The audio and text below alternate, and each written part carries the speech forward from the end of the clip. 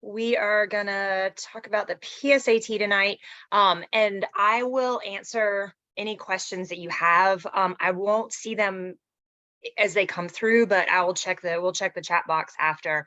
Or y'all are welcome to stick around, unmute, and have conversations. So if anything comes up that you're curious about as we go through the presentation, or you have a question that I don't address, please just, jot it down so that I can answer it at the end of the presentation. We're going to do 3 things tonight. First thing is we're going to talk about what exactly is this test? Why are you taking it? What is it even for? Does it even matter? What will be on the test so that when you go in and sit down and ready to fill in some bubbles, you know what to expect, and what's the best way to prepare for this test.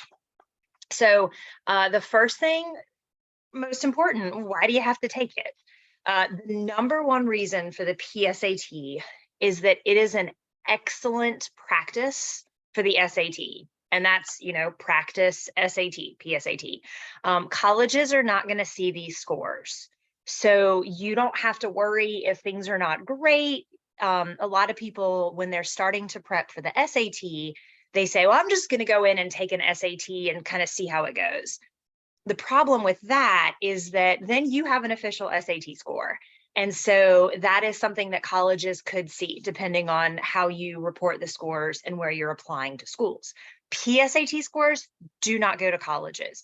So this is truly your opportunity to be like, let me just roll in there and see how bad this is, with no repercussions. If you go in and you take it seriously, you don't stress about it, but take it seriously, it's going to give you a very good idea of what sort of score you'd be likely to get on the SAT. It is a qualifying test for national merit for juniors. So for sophomores that are taking this test, you guys are in a really stress-free position because this is literally a practice test for a practice test. So there's a lot of information that you can get from this, but there's no stress. There also are some scholarship opportunities where they do want to see PSAT scores. There's not a ton, but there are a few that are connected. So what is national merit? You might hear a lot of people talking about this. There are some people that you're going to hear talk about it as though it's kind of a amazing scholarship. It's not. It's more kind of a prestige thing. So you'll see there's over 1.5 million juniors who take the test every October. Of those, 50,000 will qualify just to be recognized. There's what they call a selection score that will come with the PSAT score. 50,000 are recognized. Phase 2, that 50,000 will be divided into commended students, and that's it. You're just a national merit scholar, commended student. 16,000 become semifinalists. This is so competitive, being one of those 16,000 out of the 1.6 million, that even if you get that far, or even a commended student, that's something you can put under the academic section of your high school resume. Of that 16,000, 15,000 are selected as finalists. Of those, about 1,100 get some other scholarships, and about 7,600 get the merit scholarship. I think the merit scholarship is about $2,000 or $2,500. So it's not nothing, but it's not a full ride. So this is kind of something that just sort of goes along with the PSAT your junior year. The most important thing truly is that it is an incredibly accurate practice for the SAT.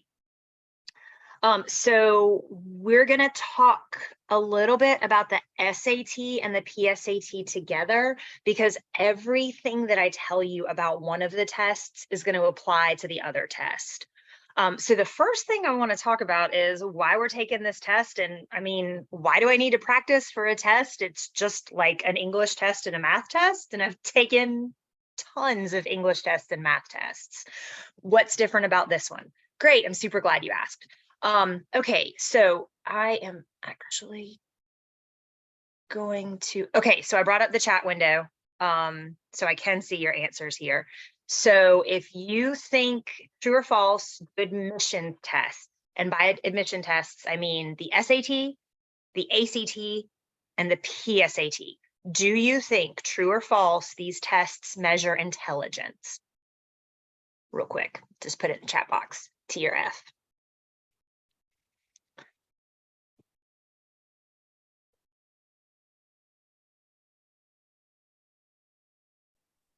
If you would send it to everybody, actually, hold on, let me, I'm sorry.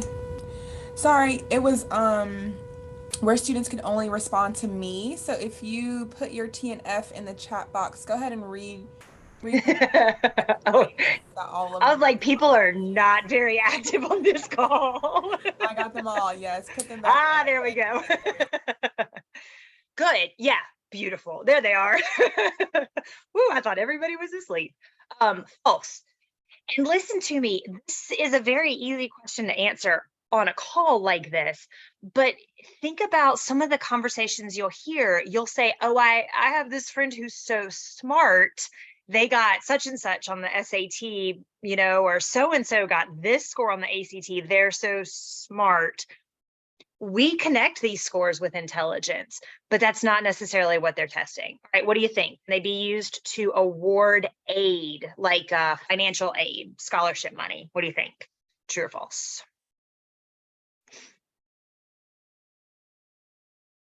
And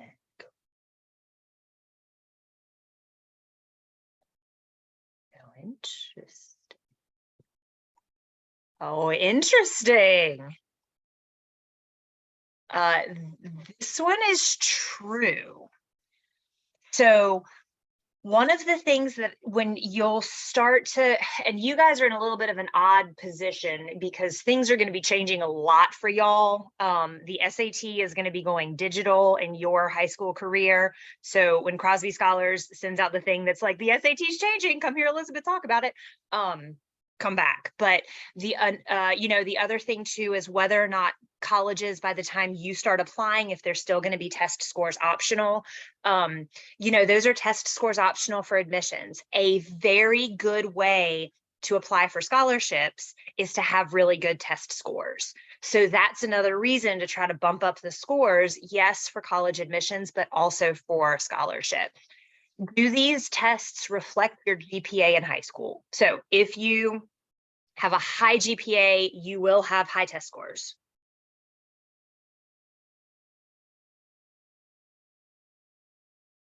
All right, looking good. That is false. And some of you maybe don't have this experience yet, but that is a very common and very frustrating feeling when you're working your tail off and you're doing great academically. You get A's in your classes, A's on tests, and then you roll in and take the SAT or the ACT and you get the scores back and you're like, ooh, that's not what I was expecting. We're going to talk about this tonight. Do you think they predict your college GPA?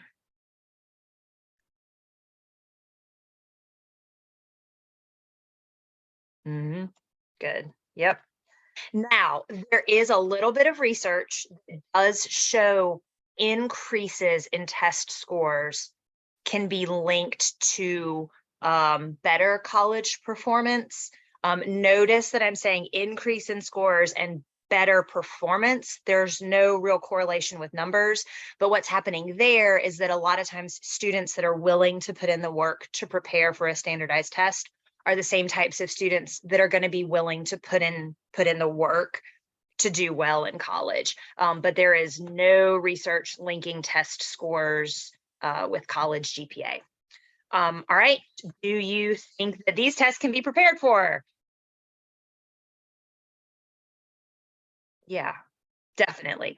We're here, right? If they couldn't be prepared for, I wouldn't have a job. And I've been doing this for 20 years. Should they be prepared for? That's kind of another gimme. Yes. Everybody typed it at once. You spend about 3,000 hours working on your high school GPA from start to finish. And, you know, that's a roller coaster. It goes up and down depending on, you know, the year, the semester, the teacher, whatever. You can spend about 10 to 15 hours on your test prep, and it can make a huge difference. Do they test what you've learned in high school? What do you think?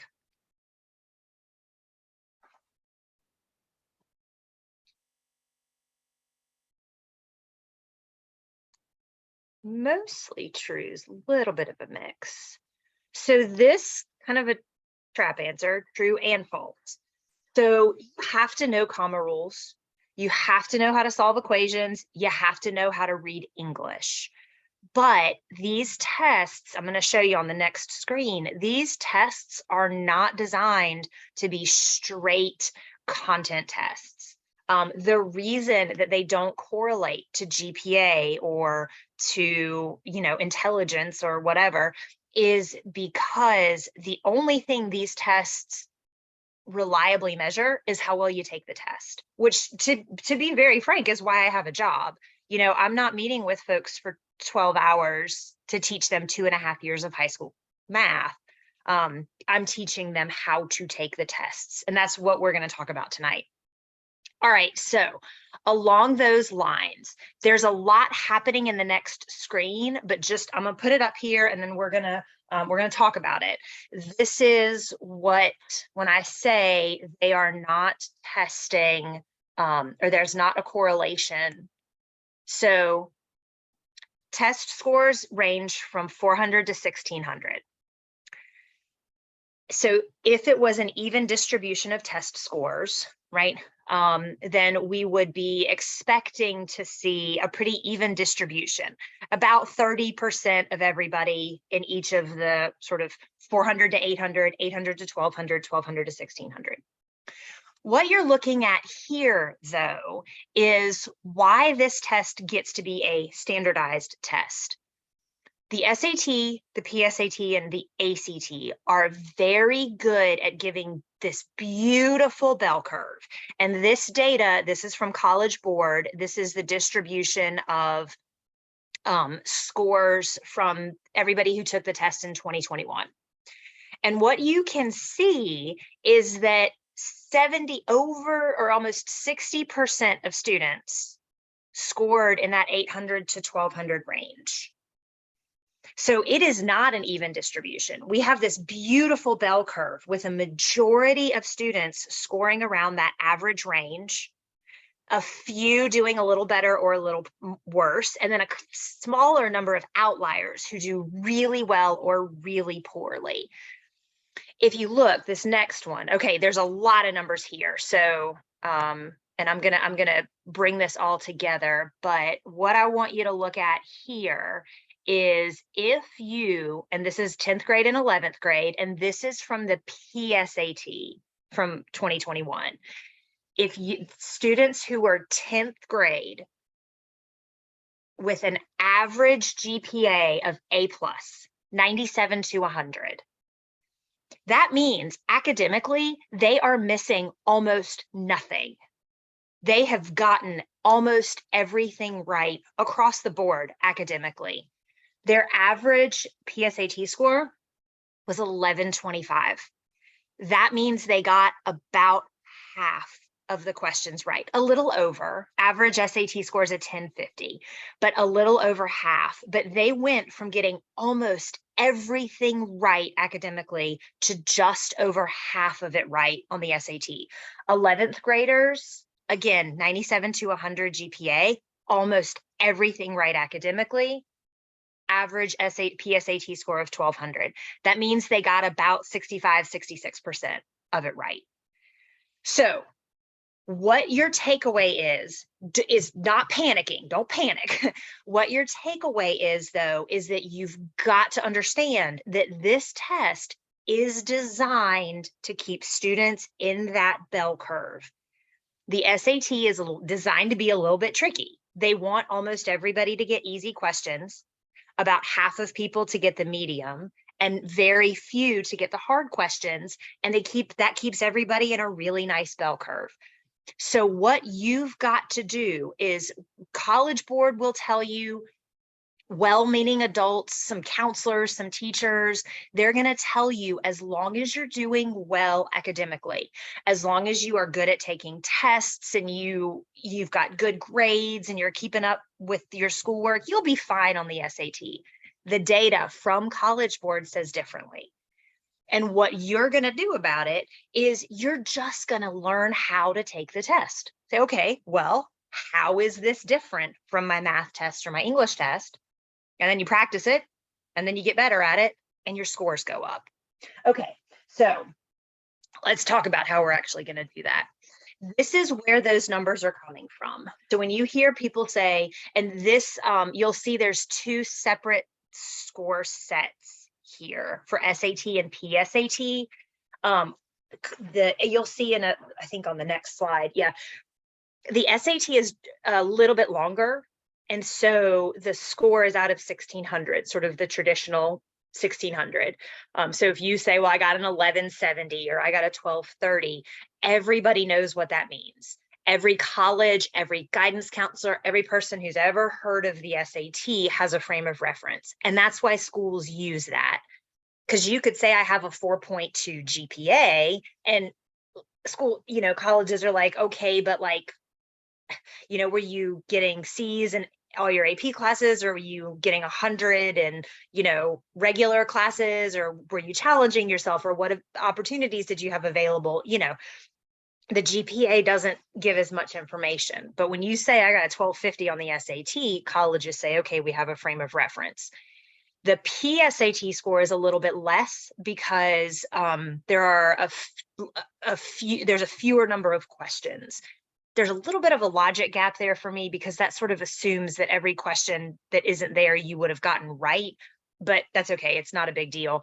What that means for you is there is no conversion from PSAT to SAT scores. So it used to be you would get your PSAT and you would have to add them together, and then you'd have to multiply by 10, and then that would give you your SAT predictive score. What they've done now is, according to College Board, if you get an 1150 on your PSAT, and then you roll in and you take the SAT and you do the exact same, then you would get an 1150 on the SAT. So that's why it can really be helpful. You get your PSAT score back and you go, oh, I'm okay with that. Or you get your PSAT score back and go, okay, I want to do a little work before I take the SAT. That 1600 is going to come from a math score and a verbal score. There's a whole bunch of words for verbal, evidence-based, reading and writing. I just call it verbal. Those are going to be from 200 to 800. The math score is going to be one score that is a combination of the calculator active and inactive. The verbal score is a combination of your reading scores and your writing and language scores. So you can see it stacks up almost exactly for SAT and PSAT. It's just a couple of numbers off because it's a few fewer questions. I need a different word, but a fewer number of questions. So this is what you're actually going to see on the tests. The sections will always be in this order. You will start with reading. Both tests have 5 reading passages. The SAT has 10 to 11 questions per passage. PSAT has 9 to 10. So it's going to feel almost exactly the same. Writing and language is identical. 44 questions, 35 minutes. Math, you're going to have 10 fewer questions overall. So the calculator inactive section will be section 3. You're going to have 17 questions on the PSAT, 20 on the SAT. And then the calculator active will be the final section, 31 on the PSAT, 38 on the SAT. Otherwise, the content that is tested is almost identical. I think maybe it's slightly less math content on the PSAT, but reading and writing and language are identical in terms of content. Question types, question structure, section structure, types of topics for passages, all of that is exactly the same. So this PSAT truly is going to give you a solid idea of what the SAT will look like. Reading is entirely passage-based. It's truly just measuring, hey, can you read English? That's it. It is not measuring interpretation or critical thinking or analysis. It's not testing that you've read these passages before and that you've studied them thoroughly in your English class. It's just, here is a passage about honeybees.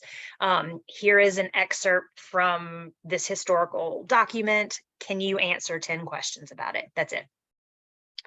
Writing and language, that's going to be the editing test. So it's sort of like reading comprehension. Then it's like reading comprehension plus commas.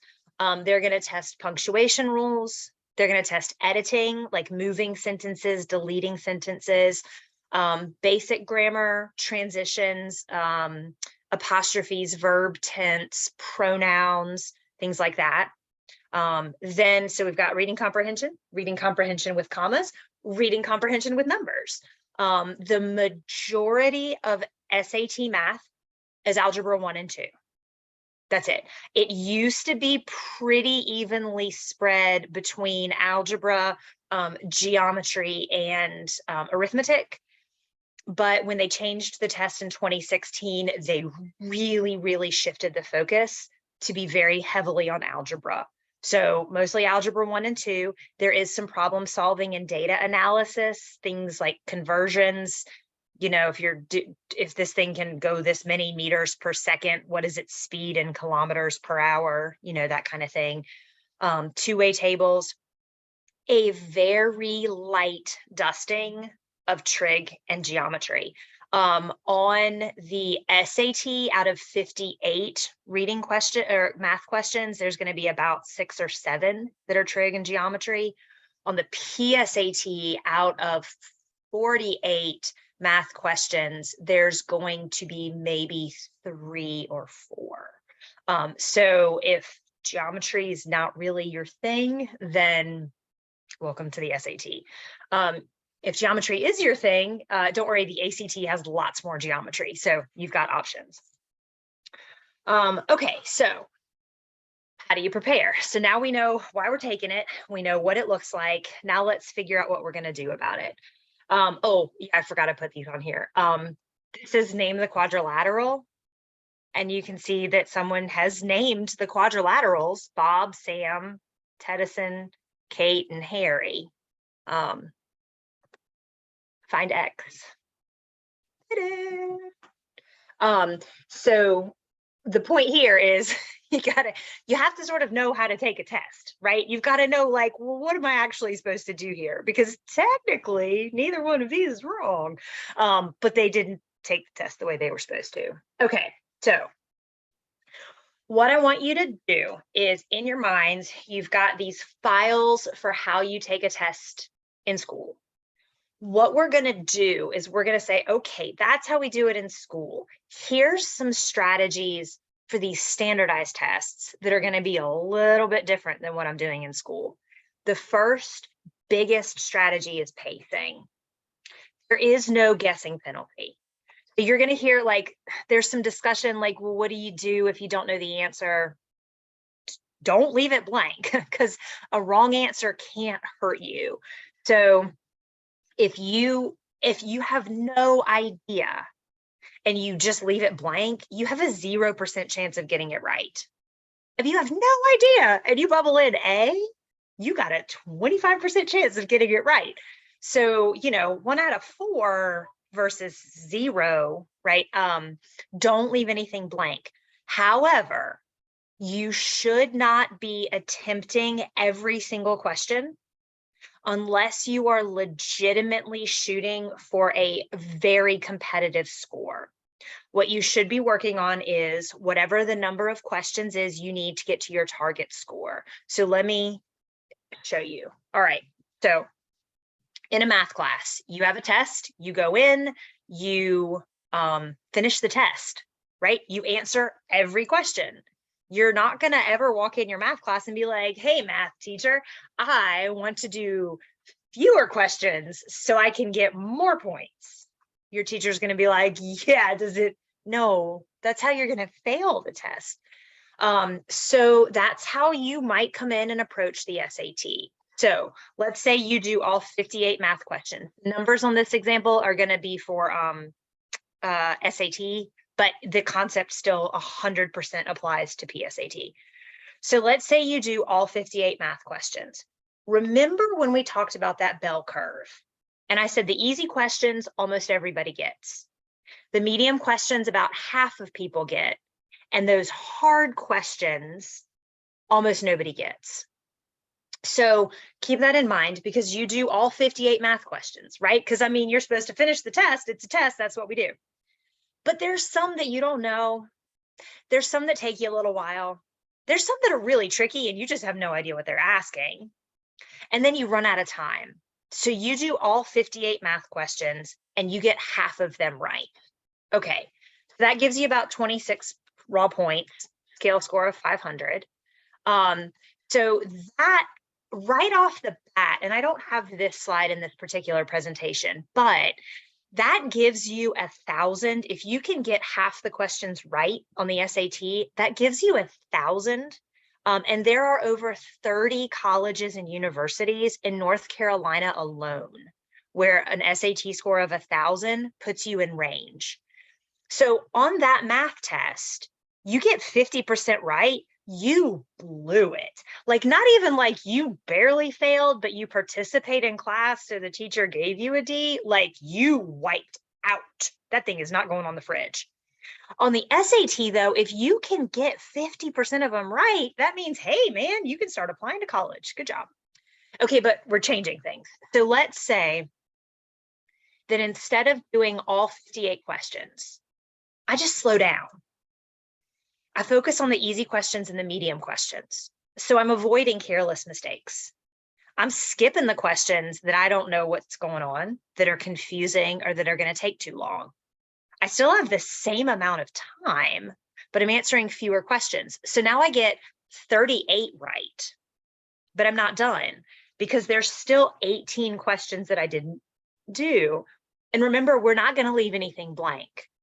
So then I just fill in A for those 18 that I skipped. We'll call that my letter of the day. You can put whatever you want, B, C, D, A, whatever. But I put those in and get 4 points. Now my raw score goes to 42, which gives me a scale score of 630. So what happened here was the strategy that is absolutely not going to work in math. Do fewer questions to get more points. 100% works on the SAT. So if you know what your target score is, you can figure out how many questions you need to tackle. When you're taking the PSAT, what, 2 weeks, in 2 weeks, if there's a question that you don't know, don't stress about it. Just put A, keep going. Come back. If you think you want to come back to it, put a star beside it in the test book. But on this test, rushing to answer every question can really backfire and mess up your score. Slow down, pick up more points, and get a higher score. All right, so do the quicker, easy questions first. Like I said, don't get hung up on something that's hard or tricky. Just put A, keep going. Come back if you have time. Also think about your personal order of difficulty. If you love systems of equations, like you're just like, this is the most satisfying thing ever, go get those points. Even if there's a system of equations that's in a hard question, go get it because you love them, you're good at it. If you hate systems of equations, you're constantly confused by them, you don't understand them, you wish they didn't exist. When you get to a systems of equations question, just put A, move on. Go find something else that doesn't have a system of equations. So those 40 questions that I did on the last slide, the 40 questions I do in math might be different than the 40 questions you do or he does or she does. You want to try to figure out, okay, where can I best get points? All right, step 2, process of elimination. This test is almost entirely multiple choice. Reading and writing in language is 100% multiple choice. Math is mostly multiple choice. There are a few free response questions at the end of both of the math sections, but in general, multiple choice. You'll hear some people say, oh, multiple choice, that's like multiple guess. Okay, maybe. More importantly, though, multiple choice tests are open book tests. When somebody hands you a multiple choice test, all the right answers are right there in front of you. They just put a bunch of other junk around. And so your job, maybe in some cases, is to find the right answer, but also get rid of the stuff that doesn't work. So if I ask this question, okay. I am not 100% sure. I think when I click this, it's going to be what I want, but if not, we're going to back up real quick. Just pretend like you didn't see the answer. Okay, so what I'm hoping is I'm going to click this and there's going to be a question that comes up. All right, hold on. There we go. Yes, good. Okay, don't cheat. Actually, don't worry about it because it's too tempting. All right, so what I want you to think about is whether or not you know the answer to this question without the help of Google or Siri or Alexa or whoever you've got that I just turned on. You're welcome. So a lot of you probably don't know the answer to this question. Some of you might. But now, same question. Now, maybe you didn't know the answer before, but now you're looking at it going, I think I know the answer to that question. And I didn't teach you anything. We didn't do a geography lesson. I didn't put a map up on the screen. I haven't even said the names of any of these places. All I did was give you options. And even though you didn't know the right answer, you knew the ones that were wrong. And so what's left has to be right. So while you're taking this test, even if you're not 100% sure what the right answer is, cross off the ones that you know are wrong and guess from what's left. If you can get rid of 2 answer choices, you got a 50-50 shot, take it. So process of elimination is huge. Open book test, use the answers to help in reading. Okay, so what I told you earlier, right? Pure reading comprehension test. If you are in a class, a reading class, if you are in an English class where you're analyzing text, what you're going to find when you take the PSAT is that you're going to get it down to 2 answer choices and they're both going to seem right. And then you're going to remember watching this and be like, wow, that is absolutely true because I'm down to 2 and I feel like they're both right. When you're in that position, don't worry about what sounds good or what could be true or what you think or what you like. All you've got to do is say, okay, which of these is not actually supported by the text? Just because it makes sense doesn't mean it's automatically the right answer. It's a reading comprehension test. So the right answer has to be supported by the text. So eliminate anything that you can't prove using the passage. For writing and language, eliminate what you know is wrong. There's a big temptation just to try to find the right answer based on how it sounds or how you'd write it. Try to avoid that temptation and get rid of the stuff that you know is grammatically incorrect. That is not how we use an apostrophe. That sentence does not make sense there because of the context of the passage. Get rid of stuff that's not right. With math, so you think, well, how am I going to do this with math? Like, I'm just going to solve it. And if the answer is 7, I'm not going to be like, well, 6 isn't 7, so get rid of A. No. If you solve it and the answer is 7, please just pick 7. But where the answers can be helpful are if there are answer choices that are clearly too big or clearly too small, something that you can eliminate without actually doing math. Get rid of that. Also, because it's multiple choice, if it's asking for a specific amount and you've got 4 numbers in your answer choices, rather than trying to solve the whole thing, get a number and hope it matches, just use the answers they give you and work backwards. When you find the one that works, you're done. Don't worry about the other ones. So really take advantage of this multiple choice format. All right, so we're not going to do a ton with this. I just want to show you kind of quickly. Again, I know you probably see this, especially if you're on your phone, have no idea what's going on. But this is a little section of a reading passage. This question asks about the main purpose of lines 1 through 10. So this is talking about this guy. He's talking about his only friends were paper and ink. At school, I learned to read and write. My school friends saw notches of ink on incomprehensible pages. I saw light streets and people. Words fascinated me. I could unlock a boundless world, a safe haven from home, those troubled days in which I could sense a limited fortune awaited me. Okay. So now when you look at these answers, the question in your head is not, what do I like? The question is, how do I support this with the text? So answer choice A says the main purpose of these lines is to introduce the characters who play a role. Sorry, I've got this thing. Introduce characters who play a part in the narrator's story. Well, he does say the word friends, but no characters are introduced, so we can get rid of it. List the difficult conditions the narrator endured in childhood. So look, it says a safe haven from home, those troubled days, right? Those words can make that answer look really attractive, but push on it and say, okay, I like the way it sounds, but where's the list of difficult conditions? It's not there. Describe the passion that drives the actions the narrator recounts. Well, this sounds like a passion, right? Where he's really talking about the words and how he loves the words in the pages. Depict the narrator's aspirations before he met Saint-Pierre. Well, when you look at it, what are his aspirations? What is he aspiring to? Maybe to be a writer, maybe to be a librarian, right?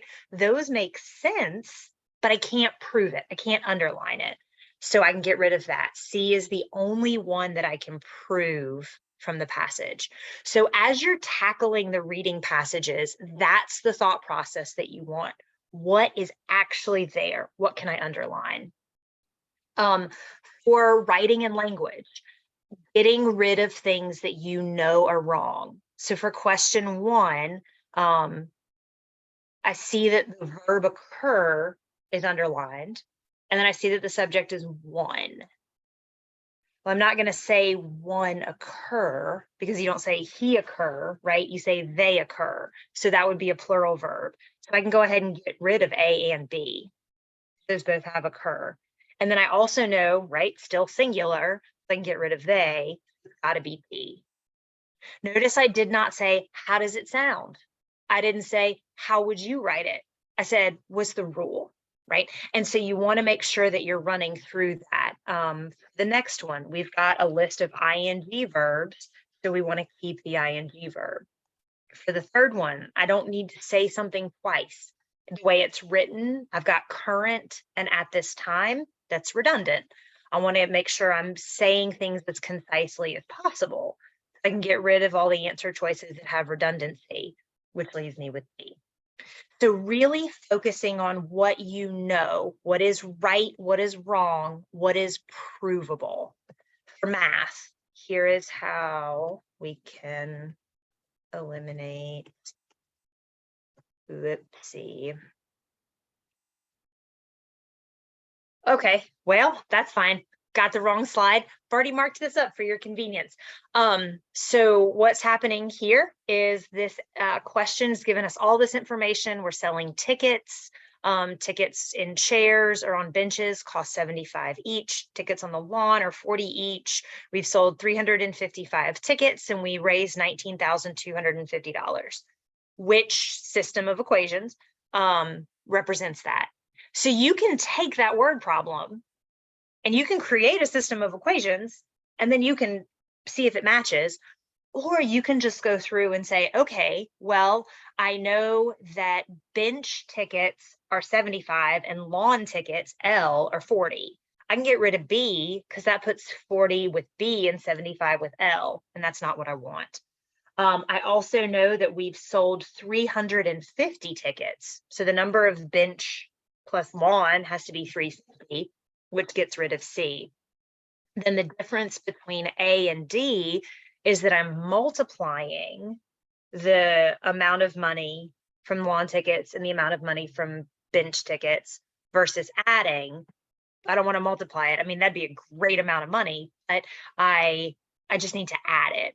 The total from bench plus the total from lawn gives me the 19,000. So I didn't have to come up with anything.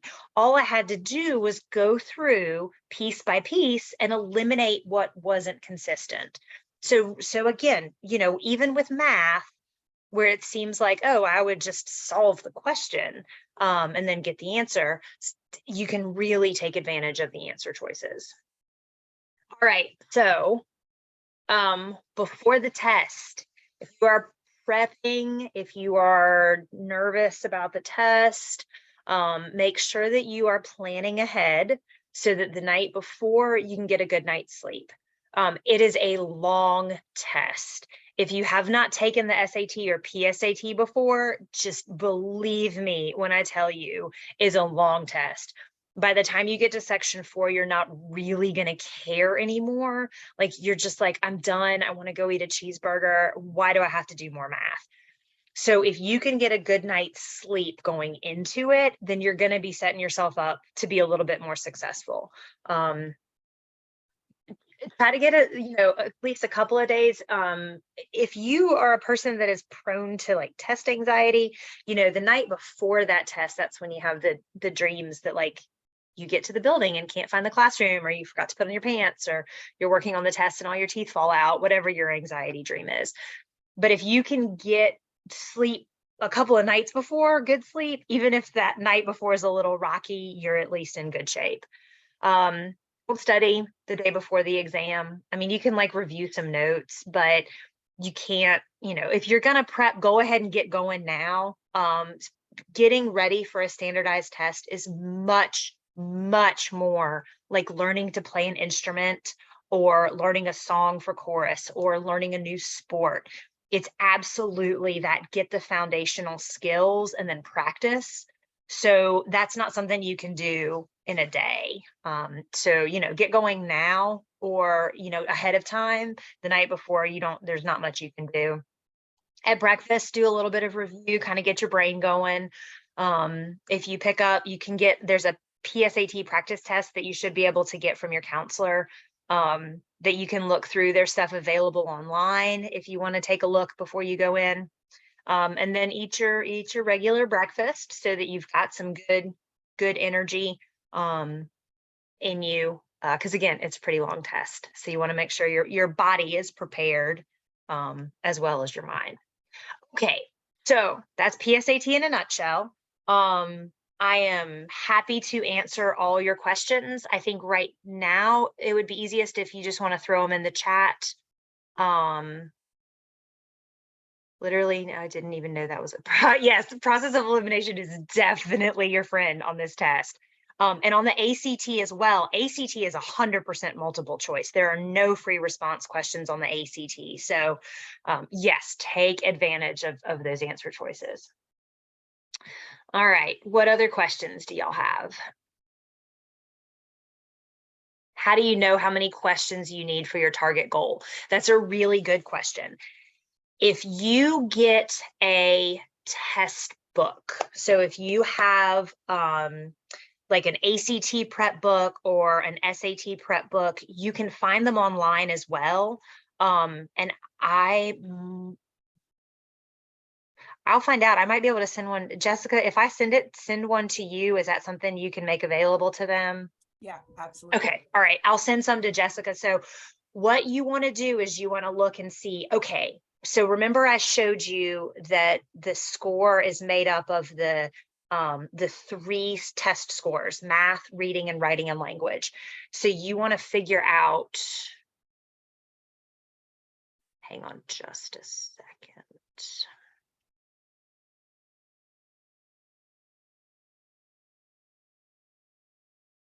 Give me just a second, because I will, I'll show you. What you'll do, and the testing is gonna, or the scoring is gonna shift just a little bit from test to test, because it is scored on a curve. This is a scoring sheet for the SAT. So again, the numbers are going to be a little bit different here, but it will give you a good idea of what we're looking at here. Okay. So let me share this. Okay, so what you're going to be looking for here are the 3 scores that you need. So what you're seeing here, this is just from practice test 7 in the College Board's SAT book. But if you were shooting for, let's say, a 1200, then you would be looking for 600 in math, 30 in reading, 30 in writing and language. So what that shows you is, okay, to get a 600, I need about 40 of the 58 math questions. To get the 30 in reading, you would need about 36 or 37 out of the 52.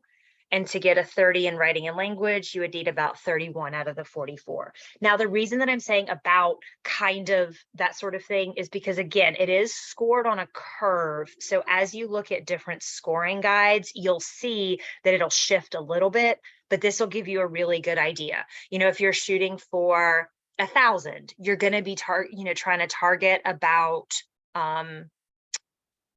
half of the questions. If you are shooting for a really competitive score, once you hit that 1450, 1460 range, you are at the 99th percentile. So if you are really, really trying to hit a competitive score, let's say you want to crack that 1400 threshold, that would be, you know, a 75, a 35 and a 35. So you can see even at that level, you still have a little bit of wiggle room, you know, to either miss a couple of questions or to skip. You know, if there's a math question that's just disgusting and you have no idea what to do with it, don't panic. You know, you have a little bit of wiggle room, but I'll get a couple of these scoring grids to Jessica so y'all can have access to them. Will there be fill in the blanks for the PSAT? Yes. How many? That is a great question. On the SAT, section 3 has 5 free response questions. I believe the PSAT has 4. I think it's 13 multiple choice and 4 free response. And then section 4, there are 8, 6. So I think there's 6 and 4. I think there's 10 total free response questions on the PSAT. What qualifies as a competitive score? That is a great question. And my answer is you're not gonna like my answer. So when you are trying to figure out what is a good score, the only thing that we are using this test for is college admission and scholarships. That's it. That is the only thing this test is used for. So what that means is you need to know the schools you want to apply to, what their SAT score ranges are, the scholarships you want to apply for, what sort of SAT scores they're looking for, where the thresholds are. If you are applying to a school where their average SAT score is an 1150, right? Then you shoot for a 1200 and you are very competitive for that school. If you are applying to a school that has an SAT range, has an average SAT score of 1410, and you get a 1200, you are not competitive with that score.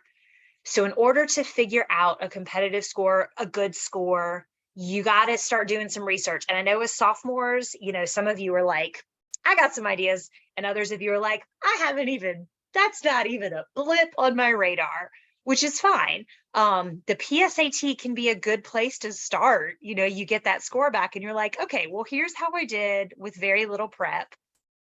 What schools does this put me in range for? What are other schools I'm interested in? How far do I have to go in terms of score improvement, you know, to get where I want to be, that sort of thing. So yeah, it depends on the school. All right, what else?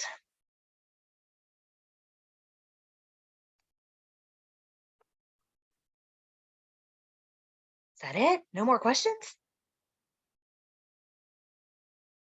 Very small number of questions this evening. All right.